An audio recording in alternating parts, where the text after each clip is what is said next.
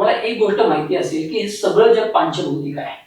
हे सगळं जग पंचमहाभूतांपासून बनलेलं आहे. पृथ्वी, जल, अग्नी, वायू आणि आकाश ही 5 महाभूत. आणि आपलं शरीर हे 5 महाभूतांपासून बनलेलं आहे. त्यासाठीच आयुर्वेद म्हणतो सर्व इदम किंवा सर्व द्रव्यम पांचभौतिकम अस्मिन् अर्थे. म्हणजे या जगातला प्रत्येक पदार्थ, शरीर असू दे, कोणतीही गोष्ट असू दे, ही पांचभौतिक आहे. तसं ते शरीर हे पांचभौतिक आहे. आपल्या शरीरामध्ये 70% पाणी आहे. ते जलमहाभूताचं प्रातिनिधित्व करतात. आपल्या शरीरामध्ये सगळं जे दिसतं, त्वचा आहे, नख आहे, ते पृथ्वी गुणाचं किंवा पृथ्वी महाभूताचं प्रातिनिधित्व करतात.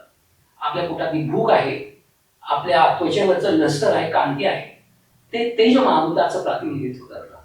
तसंच आपल्या शरीरात पोकळ्या आहेत, फुफ्फुसामध्ये पोकळी आहे, हृदयामध्ये पोकळी आहे, आतड्यामध्ये पोकळी आहे, ते आकाश महाभूताचं प्रातिनिधित्व करतात.